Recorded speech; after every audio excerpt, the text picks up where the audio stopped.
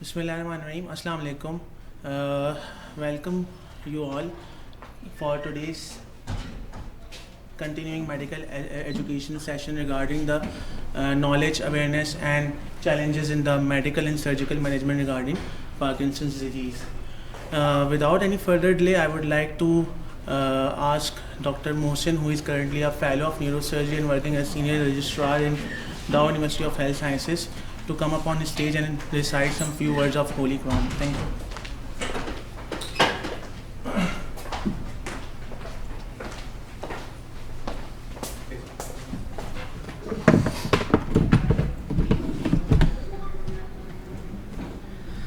أعوذ بالله من الشيطان الرجيم.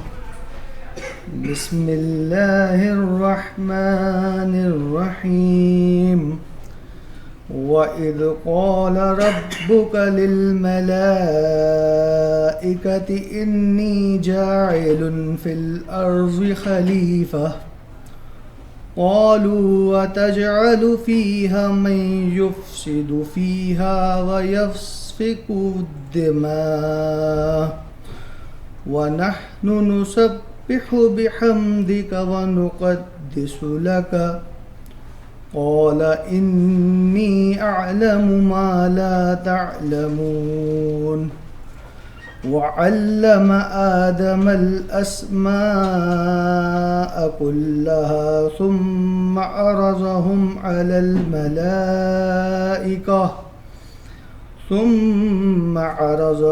على الملائكة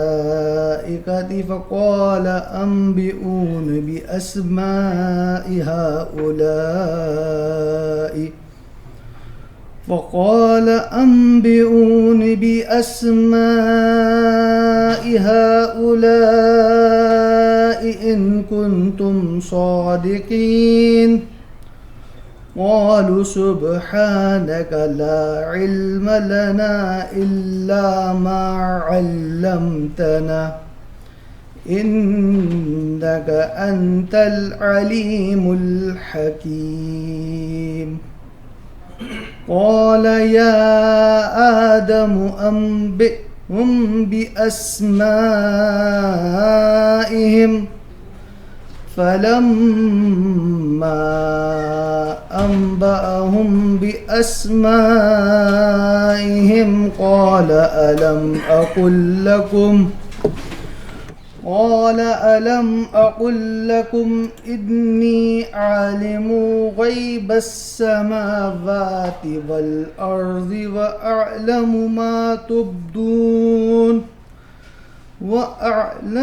ما تبدون وما كنتم تكتمون. صدق الله العظيम. तर्जुमा। फिर ज़रा उस वक्त का तसव्वुर करो जब तुम्हारे रब ने फ़रिश्तों से कहा कि मैं ज़मीन में एक खलीफा बनाने वाला हूँ। उन्होंने अर्ज़ किया कि आप ज़मीन में किसी ऐसे को मुकर्रर करने वाले हैं जो उसके इंतज़ाम को बिगाड़ेगा और खून रेज़ियाँ करेगा। आपकी हम्दो सना के साथ तस्बीह और आपकी तक़दीस तो हम कर ही रहे हैं। फरमाया मैं जानता हूँ जो कुछ तुम नहीं जानते। इसके बाद अल्लाह ने आदम अलैहिस्सलाम को सारी चीज़ों के नाम सिखाए। फिर उन्होंने फ़रिश्तों के सामने पेश किया और फरमाया अगर तुम्हारा ख्याल सही है कि किसी खलीफा के तकर्रुर से इंतज़ाम बिगड़ जाएगा तो ज़रा उन चीज़ों के नाम बताओ। उन्होंने अर्ज़ किया कि नुक्स से पाक तो आप ही की ज़ात है, हम तो बस इतना ही इल्म रखते हैं जितना आपने हमको दे दिया है। हकीकत में सब कुछ जानने और समझने वाला आपके सिवा कोई नहीं। फिर अल्लाह ने आदम अलैहिस्सलाम से कहा इन्हें इन चीज़ों के नाम बताओ। जब उसने उनको उन सब के नाम बता दिए तो अल्लाह ने फरमाया मैंने तुमसे कहा ना था कि मैं आसमानों और ज़मीन को वो सारी हकीकतें जानता हूँ जो तुमसे मख्फी हैं, और जो कुछ तुम ज़ाहिर करते हो वो भी मुझे मालूम है, और जो कुछ तुम छुपाते हो उसे भी मैं जानता हूँ। Jazakallah Dr. Mohsin for enlightening us with the holy teachings of Quran. Without any further delay, I would like to welcome our esteemed panelists and session chairs. We have Professor Atiq Ahmed Khan, who is currently the head of the department in Neurosurgery Department, Civil Hospital Karachi, and with him we have Associate Professor Dr. Asim Rahmani, Dr. Faik Ali, who are currently working as a practicing neurosurgeon in Civil Hospital. With us, we also welcome Dr. Sumaira Rafat, Dr. Jai Singh, Dr. Adil for being us with on board, and they are practicing neurologists. Dr. Sumaira is assistant professor, and Dr. Sidra Khalid, Dr. Jai Singh, and Dr. Adil are assistant professor as well.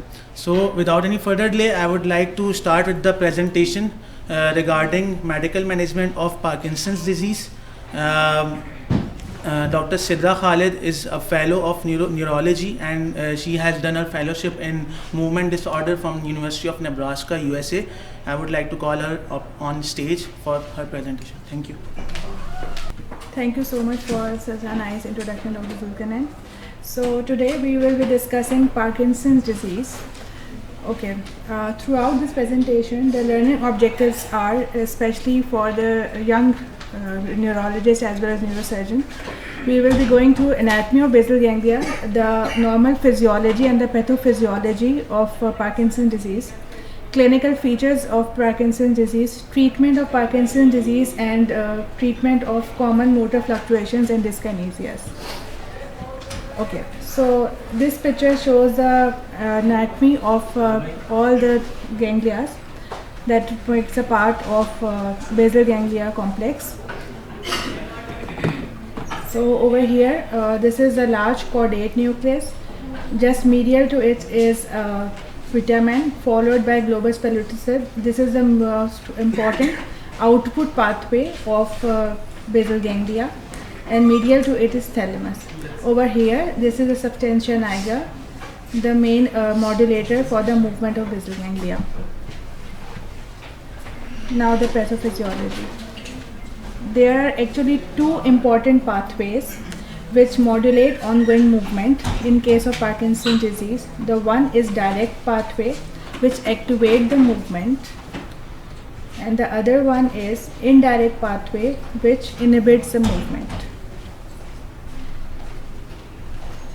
Okay. This substantia nigra, actually why D1 receptor activate the direct pathway, so the movement is initiated and the movement continues, while by D2 receptors substantia nigra inhibits the movement by activating indirect pathway. Now the important clinical features of Parkinson's disease. The most common feature of Parkinson's disease is tremors.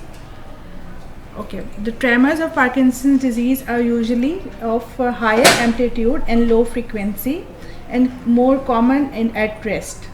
Moreover, other common features are bradykinesia, that is slowness of movement due to overactivation of indirect pathway, as we already discussed, loss of postural reflexes, and rigidity. There are also non-motor symptoms associated with Parkinson's disease, which can be broadly classified as neuropsychiatric, autonomic, sleep disturbances, and sensory symptoms. Okay, there are certain red flags while deciding in whom we need DBS or treatment. We should know that in idiopathic Parkinson's disease, there are late onset bulbar symptoms, but there is no early bulbar or inspiratory dysfunction. Moreover, there is no early cognitive impairment or autonomic dysfunction. Moreover, the disease is usually asymmetrical throughout its course, and the patient does not become wheelchair bound over the period of 5 years. Now comes the treatment. The treatment is both pharmacological as well as non-pharmacological. The non-pharmacological treatment include exercise, rehabilitation, and support groups. Moreover, the pharmacology. Now moving on to the exercise. These are the exercise activity we advise to patients with Parkinson's disease. The patient should be involved in aerobic activity, strengthening and balance exercises and stretching exercises. Now the pharmacological treatment. Okay. For pharmacological treatment, we may divide patient having tremor dominant disease or those having rigidity. We should start these patients with anticholinergic treatments. Moreover, the patient who are younger than 70 years of age can be given dopamine agonist rather than levodopa itself. In older patients, we may start levodopa-carbidopa combinations. Apart from that, we may also start in younger patients monoamine oxidase inhibitors including slegilin and resigilin along with exercise. If the disease progresses and the symptoms does not resolve, we may start COMT inhibitors to increase effect of levodopa-carbidopa along with amantadine, apomorphine and estradiol. Now, what are the common challenges of medicines? The common challenges of medicine are, as the disease progresses, the number of dopaminergic neuron reduces within the substantia nigra. Initially, there is honeymoon phase in which there is more active levodopa available to the brain. But as the disease progresses, the number of neurons die and the phenomena like delay on wearing off occur. Moreover, at the end of the disease, the troublesome dyskinesias appear. So we have to deal with all the motor complications associated with Parkinson's disease, especially in advanced stage. So the common motor fluctuations are wearing off, on and off, and delay on. Wearing off means that the symptoms reoccur before the next dose and the therapeutic window has been narrowed. On and off, the resurgence of symptoms, even the therapeutic level is there, but still the patient experience on time, that is freezing episodes. While in delayed on, the symptoms does not revolve at the given schedule or the time of onset of the medicine increases and it has been delayed. So the treatment of motor fluctuations include medical therapy, which include entacapone, amantadine, sulfonamide, estradiol, subcutaneous or inhalable apomorphine or inhaled levodopa. We may also increase levodopa or increase the frequency of dosing. We may also include dopamine agonists to the therapy. Finally, if the symptoms does not resolve on medicines, we may consult the patient regarding surgical therapy, that is DBS and focused ultrasound therapy. Okay, so dyskinesias. The treatment of dyskinesias is to reduce dose of levodopa CR or monoaminoxidase inhibitor entacapone if the patient is on these therapies. We may start amantadine or levodopa-carbidopa infusion gel in patients who experience more common motor fluctuations or dyskinesias. Moreover, we may also try clozapine and quetiapine, that is the atypical antipsychotics. Finally, if the troublesome dyskinesias does not improve on this medical therapy, we may offer STN or GPI DBS suppressions. Now, early morning dystonias are very common in patients with Parkinson's disease as the disease progresses. In this case, we may start with crushed levodopa along with carbonated drinks. We may give dopamine agonist, baclofen, anticholinergics, and if the symptom does not resolve, we may start with botulinum toxin. Okay, symptoms of non-motor symptoms. There are some common troublesome non-motor symptoms in patients with Parkinson's disease, including depression, apathy, hallucination, and psychosis. We may give SSRIs, SNRIs, or in case of psychosis, pimavanserin. This is exclusively for patients with Parkinson's disease associated psychosis. If the patient is having orthostatic hypotension, we may start midodrine or fluorocortisone. For urinary dysfunction, we may start solifenacin. For constipation, is usually hydration, macrogel, probiotics. And finally, if the patient has sleep fragmentation, we may start melatonin, excessive daytime sleepiness, modafinil. In case of severe pain, these are important sensors in terms of Parkinson's disease. We may start monoamine oxidase inhibitors.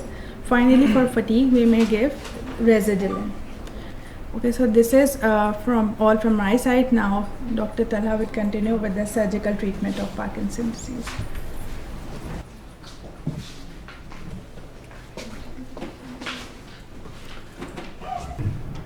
I'm Dr. Talha. I'm working here as a consultant neurosurgeon. From the audience, I would like to ask, this is a brain X-ray skull.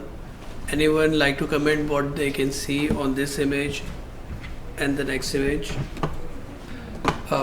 So this is an X-ray skull in which we can appreciate that there are multiple wires and electrodes, the process about which we are going to talk about.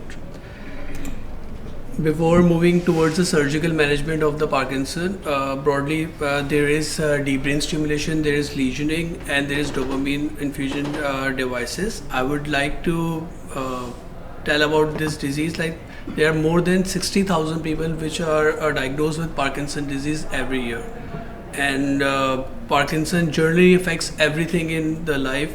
The way you wake up, the way you talk, walk, and to the night you go to bed, everything is dependent on the motor response. So this disease impairs the quality of life, and gradually person becomes more and more dependent on other. We need our heart and we need our lungs to live and breathe, but the brain is a crucial part for which we are humans. So, functional neurosurgery involves surgical targeting of anatomical structures in order to modulate neurological function. The anatomical structures which were previously described by Dr. Sidra, the deep brain structures, which we will further see, and our aim is to improve the quality of life. Patient selection is the key for good outcome, and stereotactic frame, which we'll cover in the slide, is central to this discipline.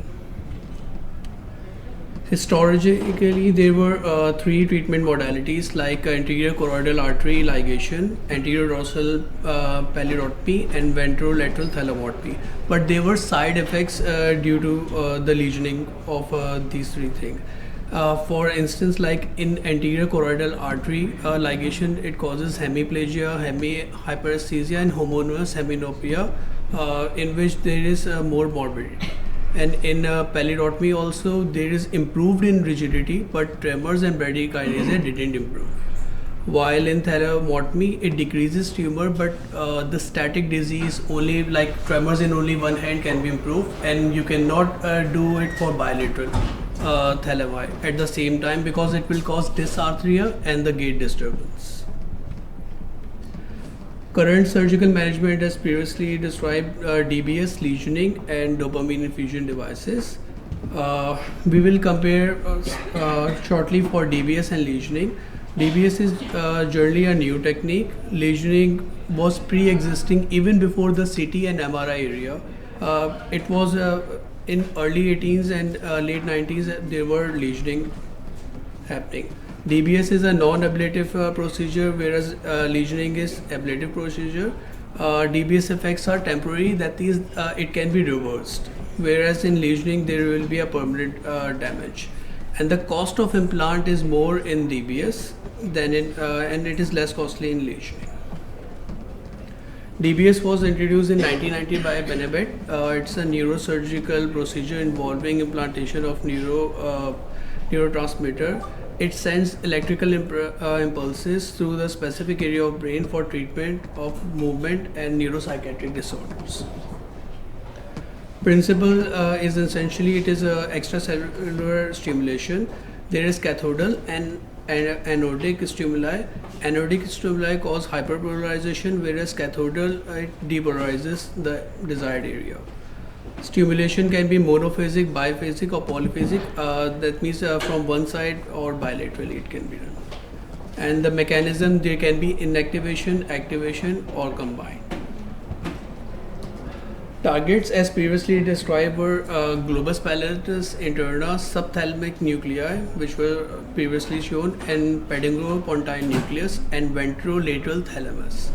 GPI, globus pallidus interna, it helps in bradykinesia and rigidity, and same does subthalamic nuclei. pediculopontine nucleus is for on and off phenomena, for the freezing phenomena, and ventrolateral thalamus is specifically for the tremors, the resting tremors. Stereotactic, it is actual localization of intracranial targets with fixed landmarks over the skull, and it is a minimally invasive technique. This is the Leskell frame, which we will see in the video also later. This is a diagram in which you can see that electrode cathode is placed deep into the brain and wire is connected, and the device which is placed is beneath the skin, over the shoulder area, over the chest area, and electrical impulses are generated through this implantable generator device. Components, it consists of three things: neurostimulator, extension devices, and the electrodes which are planted inside the brain.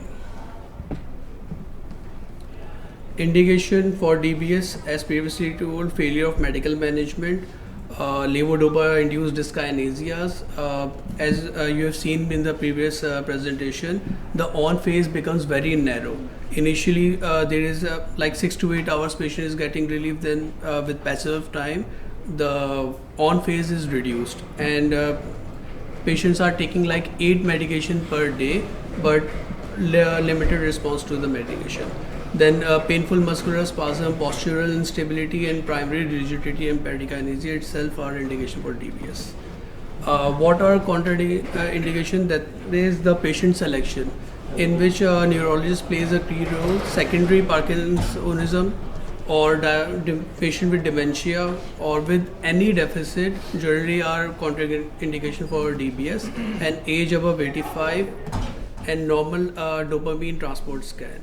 And the patient who are good responder to the levodopa are the ideal candidates. Dopamine transport scan generally confirms diagnosis. I will show you the image. This is a normal scan of the patient, in which you can appreciate coma-shaped basal ganglia, and this is the abnormal scan, in which you can see that there is decreased dopamine secretion. This is the technique. This is the Leksell frame, and the electrodes are implanted inside the patient. So the outcome of DBS, there is significant reduction in levodopa-induced dyskinesia in 90% of the patient, bradykinesia improved in 85% of the patient, and rigidity improved in the 75%. Tremors were least likely to get improved. It was 57%, and reduced in the dose of anti-Parkinsonism medication. Beneficial effect lasts for 5 years, and you can repeat DBS after 5 years. Post-operative is generally just for the simple burr hole for sign and symptoms of any infection, rather than there are no such complication. Side effect: headache, nausea, vomiting, pain, and numbness or weakness can occur if there is a problem in the trajectory. Hardware-related complication includes lead migration, erosion, there can be lead fracture, and malfunction of the device itself. There was a study recently, earlyism study, which randomized 251 patients, and it randomized 2 groups. One who had early DBS with medication, and one only medical therapy were given. After 2 years, neurostimulation had more better motor response as compared to the previous group. I will conclude my presentation that this improvement in the hardware and imaging has become one of the more rapidly expanding super specialty neurosurgery. Improvement in quality of life can be achieved with multidisciplinary approach and patient selection and follow-up. And DBS is generally very similar to the pacemaker of the heart.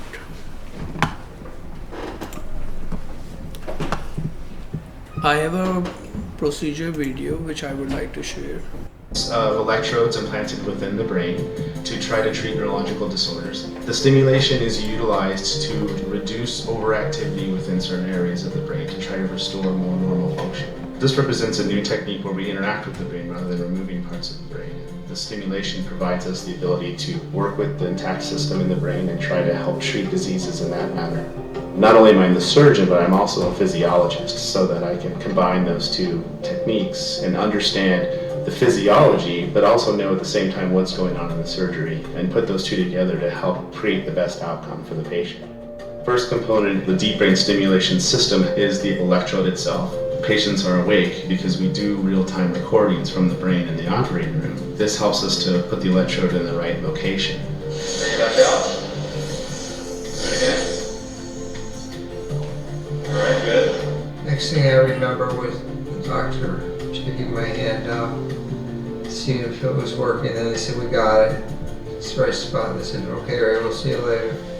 When you see someone have their symptoms treated almost instantaneously in the operating room, you have this anticipation of seeing them come back to clinic. No walker, no wheelchair, and no tremor is very rewarding.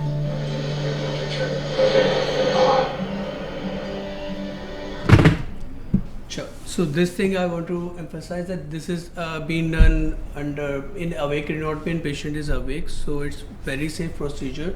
And We are really you enjoying can the tremor see here. there is a 2 to 3 second delay between the tremors, which you can see.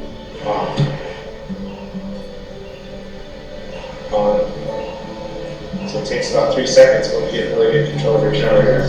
So it's just magical. Like patients having tremors and Trying to improve a patient's quality of life is one of the most satisfying things we can do. Knowing a patient before they had DBS and after they had DBS is something.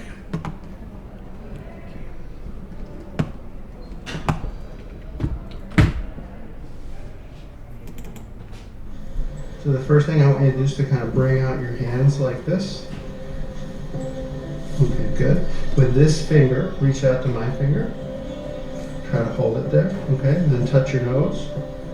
So I met Jim about 3 months ago now, and he was the patient's under light sedation.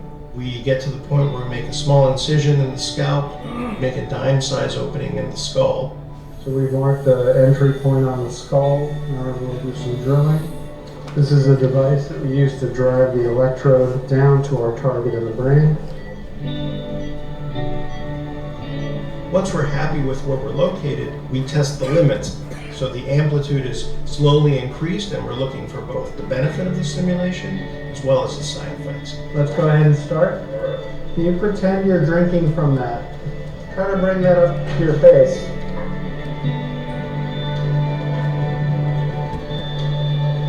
What do you think?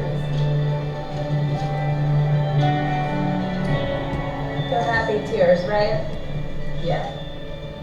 When we activate the deep brain stimulation device, patients can feel immediately improved. A light switch just turns on.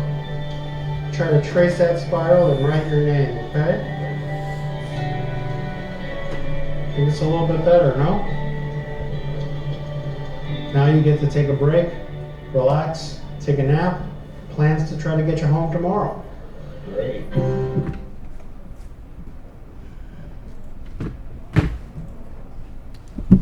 thank you everyone.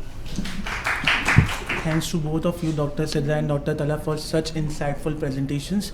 Before moving on towards question answer session, it's an immense pleasure for us to have Professor Nasir Rada Awan on board. He is the head of the department in Sharif Medical City in Lahore, and he has done with the fellowship from fellowship regarding functional neurosurgery in Canada, and he has also done the fellowship in USA regarding gamma knife radiosurgery.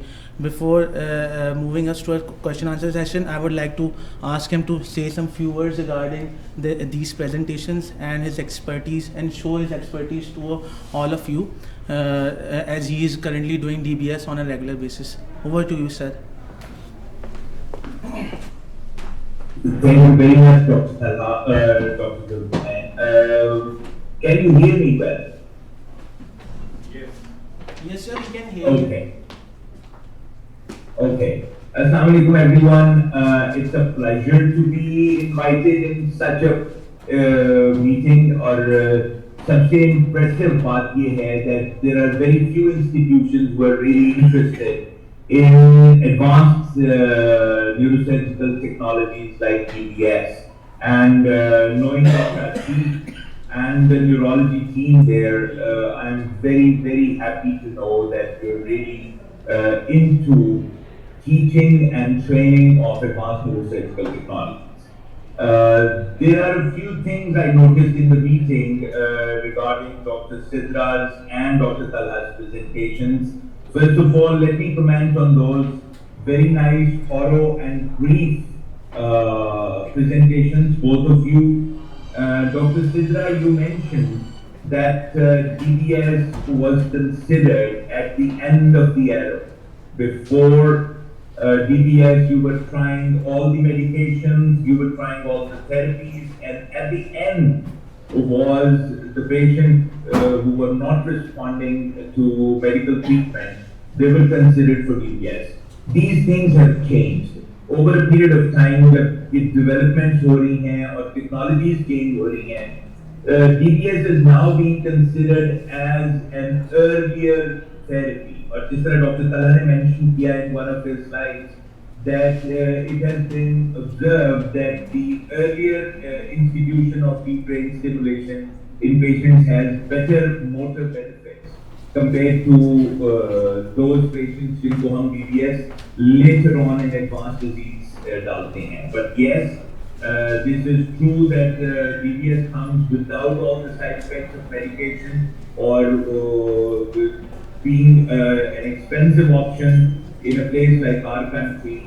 DBS is considered for those patients who fail all the medical treatment. Dr. Talha's presentation made, there was this introductory slide about functional neurosurgery, in which Dr. Talha mentioned that we are operating on brain for functional reasons. Us neurosurgeons, we are so attuned to be operating on patients who are anatomically not well, जिनके brains में, जिनकी spines में कोई ना कोई physical lesions हैं. Functional neurosurgery is a total exception. Functional neurosurgery में we operate on an anatomically normal looking brain.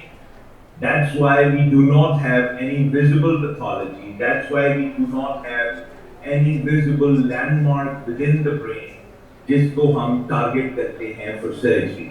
Or DBS, other than the fact that this is a simple burr hole and stereotactic technique से हम लोग lead implant कर देते हैं, but although we are all using stereotactic surgery for things like biopsies and drainage of aspiration and drainage of cystic lesions, but still DBS procedure हर जगह पे इसलिए नहीं हो सकता because DBS involves intraoperative targeting of the place where we want to go. और वो जो intraoperative targeting है, that is done by microelectrode recording. वो जो microelectrode recording है, that's a cumbersome, time-consuming, precise part of the procedure in which you have actually to record electrical impulses all along your track when you're advancing the electrode into the brain and identify the typical signature electrical activity of the target jahan pe hum jana chaahte hain. And it is mostly, in most cases, done by neurologists, well-trained neurophysicians like Dr. Sidra, who has done a fellowship in movement disorders. जो microelectrode recording है, it is mandatory for a neurosurgeon to have a neurophysician present in surgery, in the OR during microelectrode recording, because it is the neurophysicians who continuously, आपने videos में भी देखा, who continuously keep on examining the patient and determining whether we are at the right location or not. But that's just one role of the neurophysician in the OR. दूसरा important role है कि microelectrode recordings are usually not done by neurosurgeons. They are done by trained neurophysicians or neuroelectrophysiologists. Lesioning जहाँ पे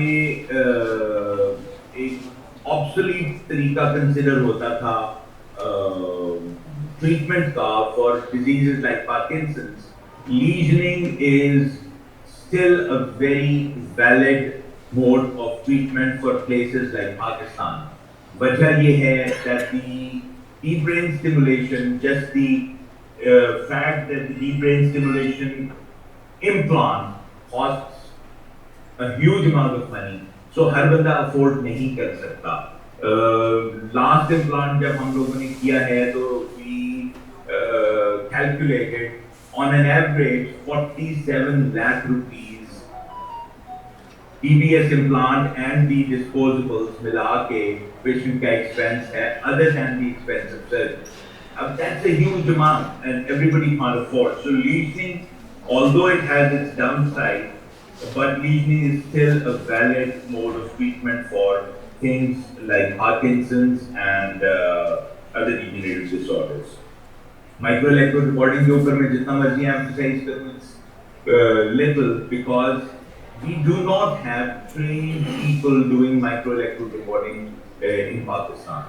And उसके लिए I am very happy to know कि आप लोगों के इंस्टीट्यूशन से लोग बाकायदा फेलोशिप्स के लिए जा रहे हैं, ट्रेनिंग्स के लिए जा रहे हैं. People like Dr. Sidra.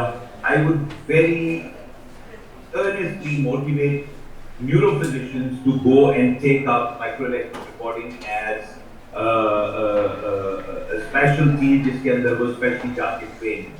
And because Pakistan में there is a serious dearth of people जो microelectrode recording या intraoperative neurophysiological monitoring किसी भी procedure के लिए कर सकते हैं. And what better person there is to do it than a neurophysician जो basic neurophysiology समझता है. I'm very happy. Thank you very much for inviting me, and thank you very much for giving me this opportunity to be a part of the academy. Thank you very much.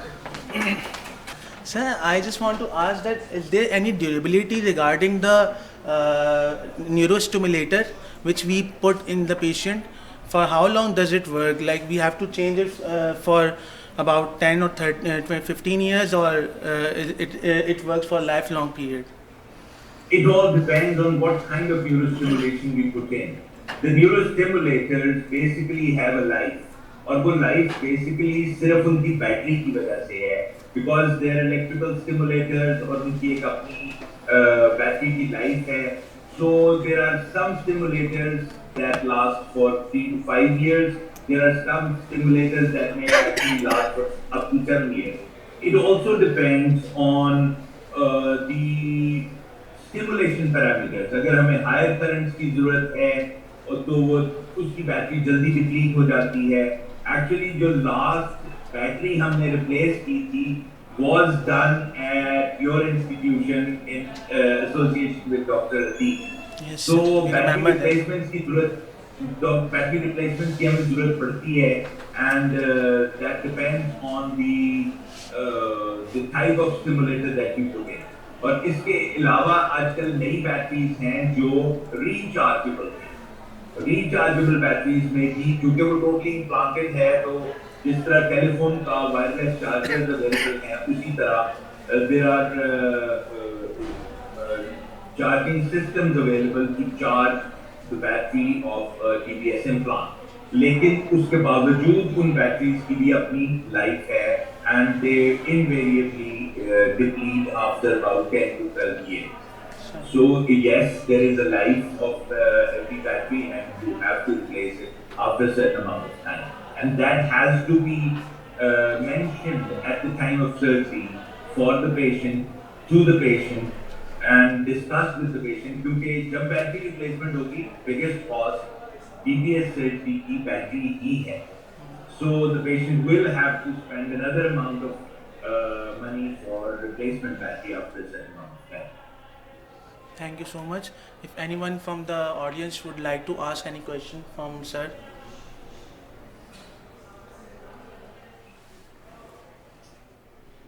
Dr. Osama, you had a question, I think. So. Okay. Can you speak louder, please? And sir, we are moving to the question answer session, and before that I would like to invite Professor Atiq Ahmed Khan on stage to sir, please. Professor Associate Professor Dr. Asim Rahmani, Dr. Faik, and Madam Sumaira.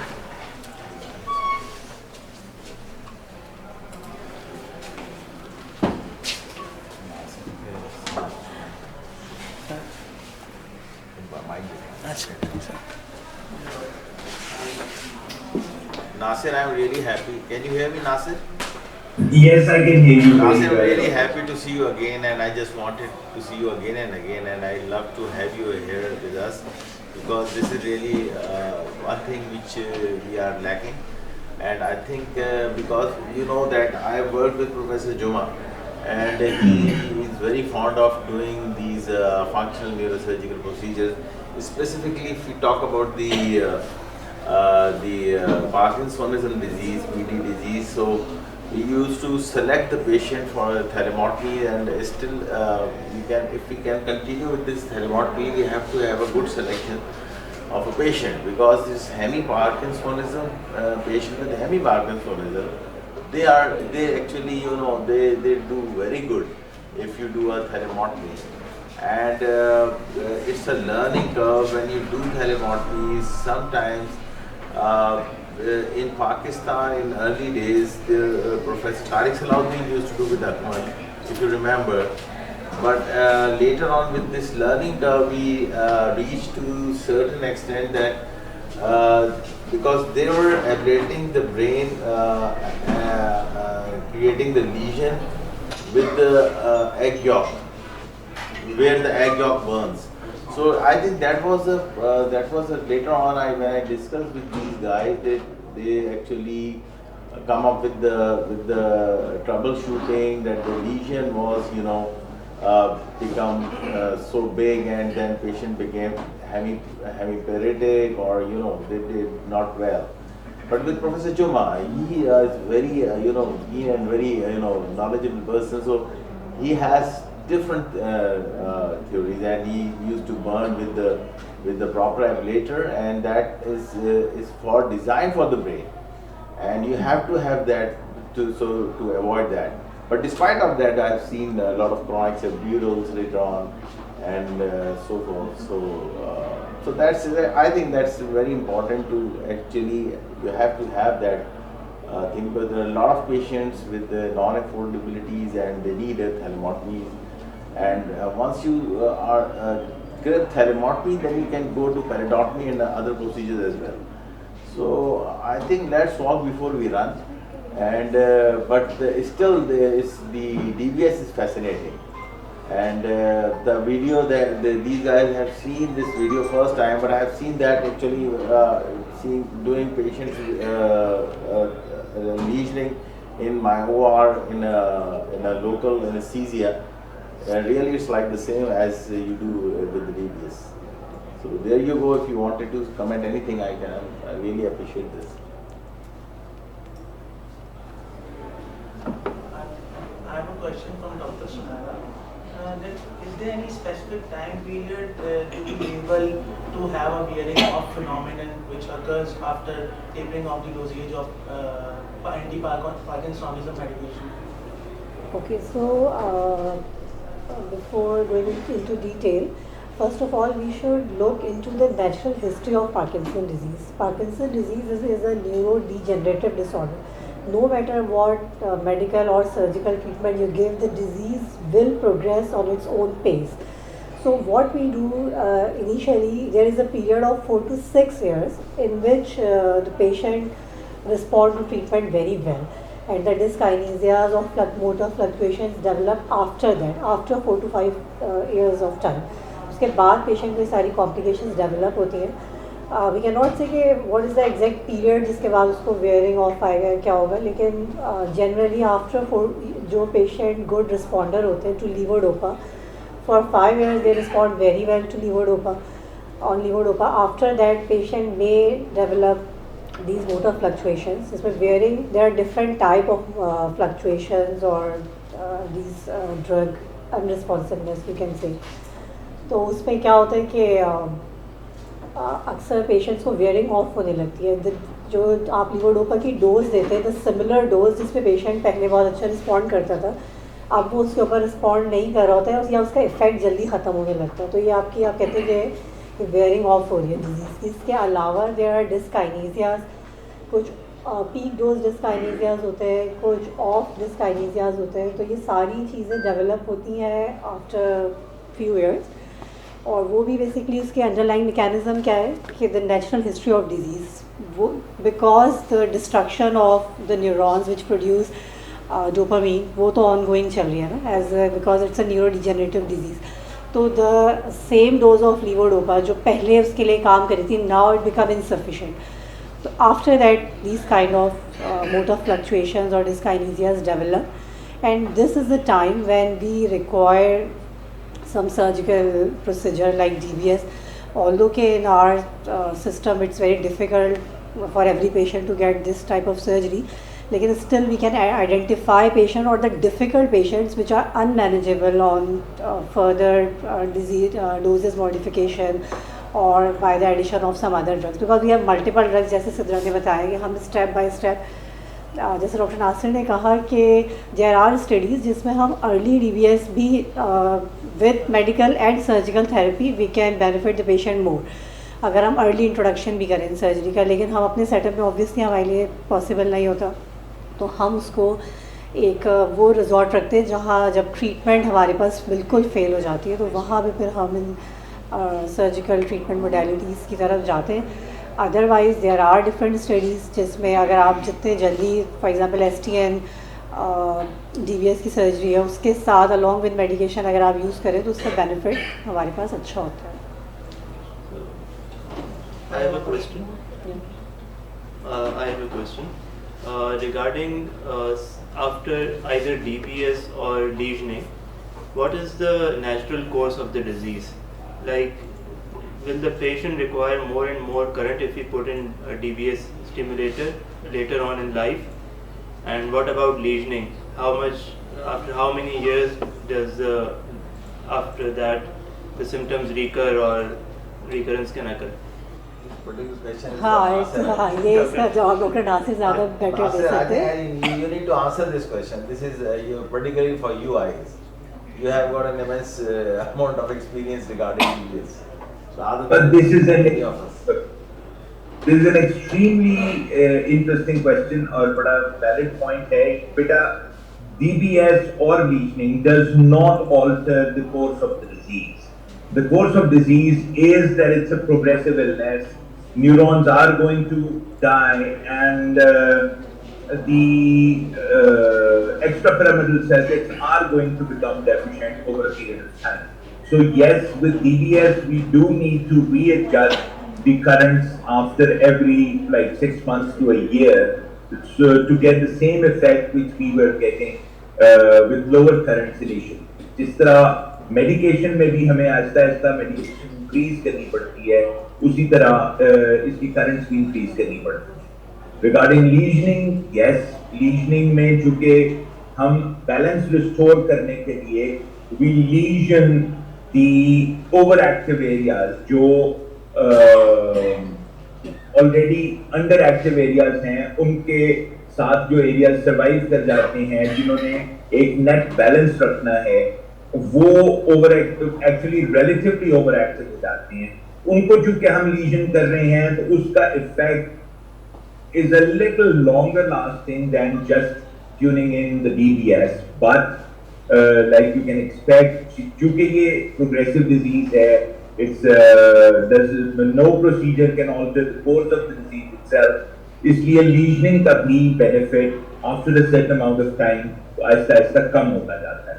And जिस तरह doctor Sidra ने कहा कि each person's response is individual, so it's really not very easy to predict कि कौन सा patient किस वक्त जाके lesioning के बाद again symptomatic हो जाएगा, but currents हमें definitely increase करनी पड़ती हैं in case of DBS.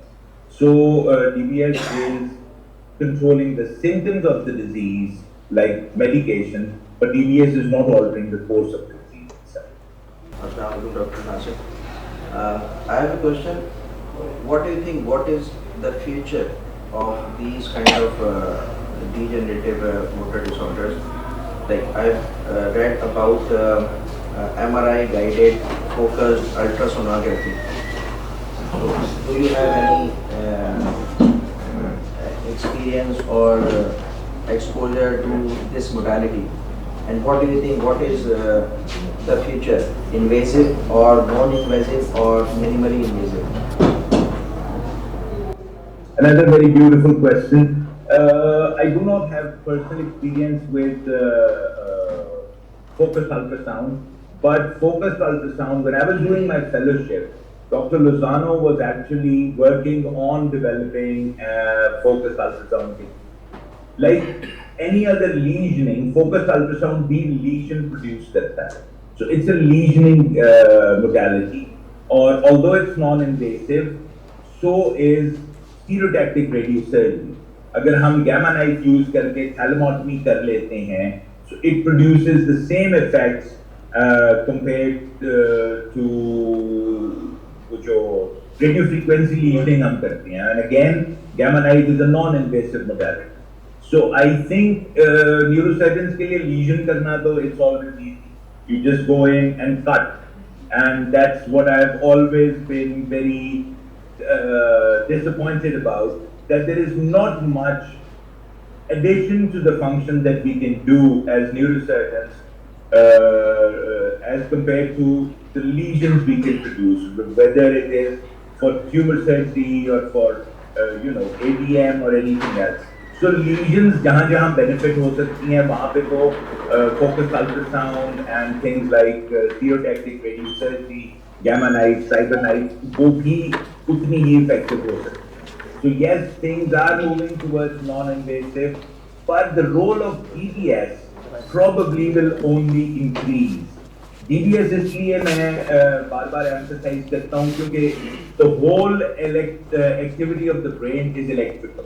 So अभी हम सिर्फ बात कर रहे हैं movement disorders की, which are easier to target because we can see the effects easily, we can see the results easily, and we can also see the effects of the disease easily.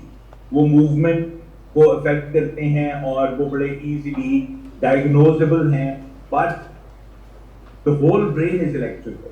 So अगर हमें बाकी diseases के भी mechanisms समझ आने शुरू हो जाएं, which needs a lot of understanding of the circuitry of the brain, so DBS can be applied to a huge number of things. China में DBS is being used for things like anorexia nervosa. China में DBS, there is an FDA approved target in America for insertion of DBS in area 25, subgenual cingulate area, for treating depression. So the more we understand about the circuitry of the brain, there are going to be more indications for insertion of deep brain stimulation. There are people I know of, Saudi Arabia, there is a doctor who did fellowship with me, Dr. Faisal Al-Utaibi. He has implanted up to 7 DBS implants in a single patient, targeting different areas. I know it sounds very odd, but there are people doing these things. So DBS, I think, is here to stay, and DBS is दूसरा DBS की सबसे बड़ी advantage is the titratability, the reversibility of the effect. So DBS is a modality that's probably going to stay, in spite of the fact कि हमारे पास बहुत सारी non-invasive lesioning techniques are. I hope that answers your question. Yes. Sir, I have a question. How much DBS is effective in alleviating one symptom than the other? The frequency of the symptom. What is your experience regarding the bradykinesia after doing the treatment with the DBS? जी बेटा, again it all depends on what targets we select to stimulate. जो thalamic targets हैं, they are known to affect tremors very nicely. And tremors को control करने में thalamic targets, especially ventrolateral nucleus या VIM जिसको हम कहते हैं ventrosignal medius, वो बहुत effectively tremor को control कर देते हैं. But they do not have any effect on the rigidity or bradykinesia. So again, depending on what the patient has, what the patient's most troubling symptom is, you need to be very well aware of what target is going to benefit the patient and choose that target. इसी तरह subthalamic nucleus is known to affect almost all symptoms other than gait. जो हमारी gait problems हैं, freezing of gait है और fascination है और वो locking है, that does not address the gait problem, but to a large extent it takes care of the rigidity as well as tremor. और gait के लिए इसीलिए लोगों ने different targets strike किए हैं, which includes peduncle upon thigh, PPN इसको कहते हैं, peduncle upon thigh nucleus, and with varying amounts of success, but PPN is one of the recognized targets for gait problem. So it all depends. It all depends on what target you select. It all depends on what the symptoms of the patient are. इसीलिए doctor Atiq साहब ने अभी जो बात की थी कि the first and probably the most important step in getting a good response to DBS surgery is proper selection of the patient. Or proper selection of the patient, proper selection of the target, proper selection of the techniques that we use. ये सारी चीजें जब तक नहीं होती, we do not get an appropriate response जिस तरह की हम expect करते हैं. Thank you, Nasir, and I just conclude with the academic portion of this discussion by augmenting Dr. Sumaira's verdict about he has actually described this Parkinson's disease, the pathophysiology and the anatomy, because we all know that the neurotransmitter that is dopamine, its deficiency in the basal ganglia is the reason. And the motor component of the basal ganglia, that is which is owing to that putamen, is the main culprit. So this neurodegeneration, you cannot stop that neurodegeneration. And this the putamen, globus pallidus, and striatum substantia nigra has two parts. That is, one is radiata and the other is compacta. These all are the most important interconnected fibers and producing neurotransmitters and causing the disease, as Nasir has already highlighted, that these has to have a communication with each other, because once the degeneration is started, that keeps going on, and so when it keeps going on, the disease worsens with the period of time. So you can delay the symptoms, but you cannot treat it completely. And anatomically, topographically, you can see that there is nothing wrong with the brain, except there is some neurodegeneration process, and neurodegeneration specifically of the neurons, the putamen is occurring more fastly than the neurodegeneration of other neurons. So the STN and substantia nigra and all these interconnected fibers, they finally worsen and they burn out. And when they burn out with the period of time, so it's not going to be a single patient is started with a hemi-Parkinsonism, you treated well, and then the degeneration goes on and then involve all these systems, and then the patient becomes worsen. So you have to be very precise choosing the patient, because in early days, in my 90s, when I was doing my residency with Professor Juma, we have a functional neurosurgical clinic, and with Professor Shaukat, he was a very renowned neurologist.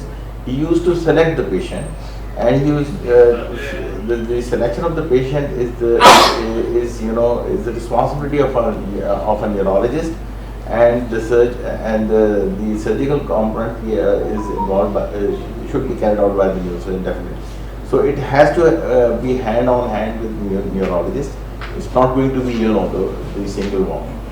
So that's what I'm going to conclude with this, and I think it's over to you, Zulkarnain. And I welcome Dr. Ali Muttaqi. He's a very good friend to us, and he's always very helpful, very kind, and he's here. So I'm really grateful that he's here. And yes, I wanted something that he should say that we have started some small academic activity. It should keep going on. So we are welcoming Dr. Professor Abdullah Muttaqi. He is a professor of general surgery in JMDC, and he is currently a counselor of CPSP as well. As you all know that this CME session has been organized by Pakistan Islamic Medical Association, who is currently busy in doing chain of CNEs in all different setups of Karachi. So I would like to ask Professor Abdullah Muttaqi to introduce you towards the PIMA, what exactly PIMA is doing in Pakistan or no. Thank you. Thank you very much, Dr. Nain and Professor Asif. अस्सलाम वालेकुम.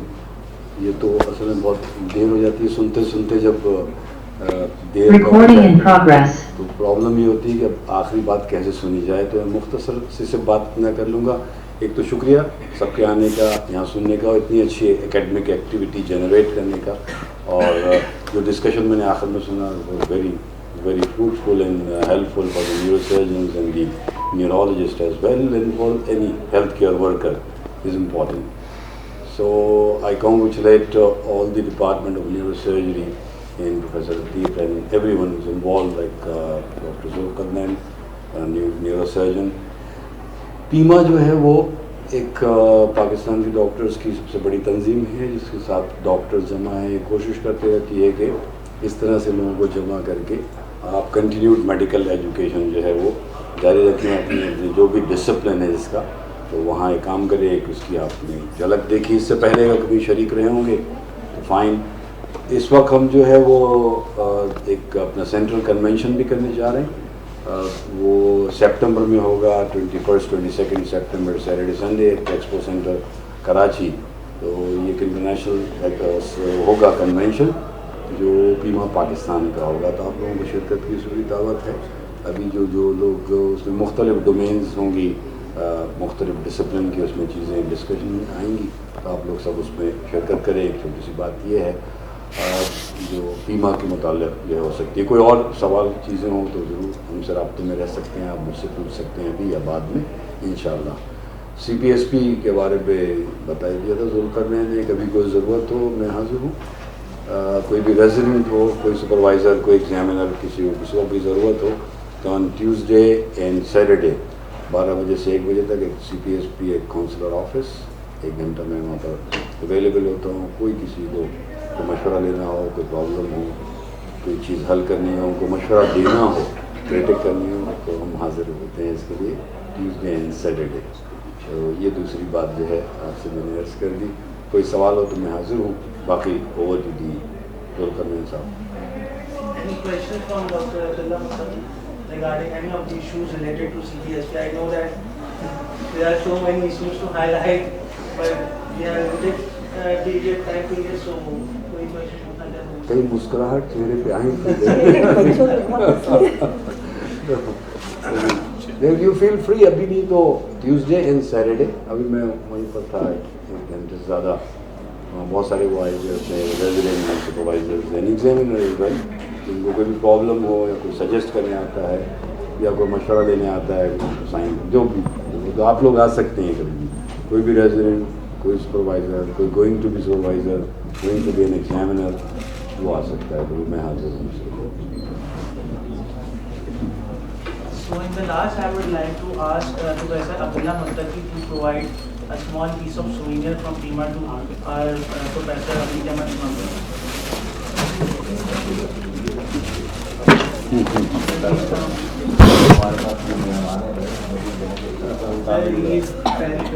इसके लिए के लिए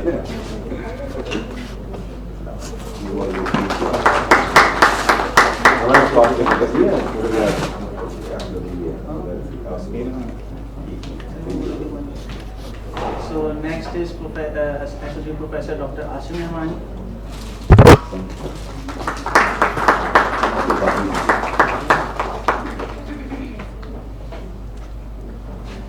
Then Associate Professor Dr. Pike.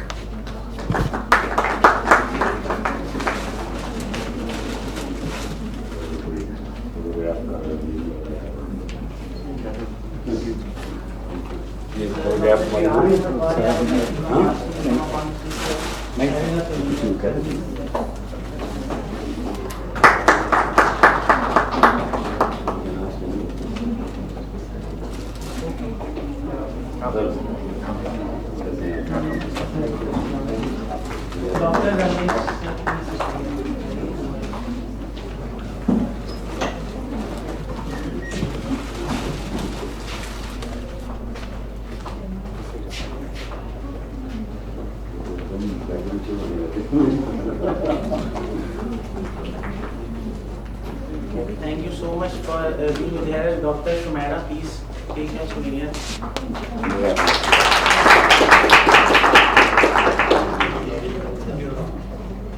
मेरा भी बहुत सारी तारीफ हुई है और बच्चे ज़्यादा हैं और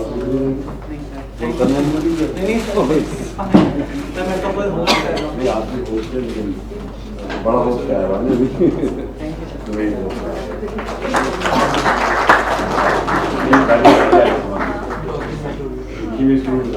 डॉक्टर मोहसिन के लिए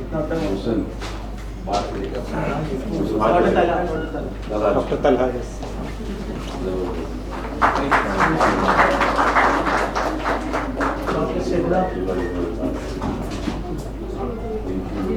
डॉक्टर सिद्धा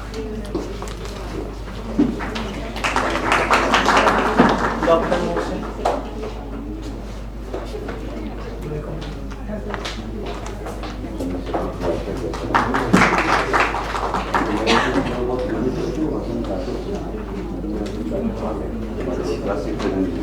Thank you so much for being here. This concludes our session. You can have refreshment meal box outside the room for very much time. Thank you.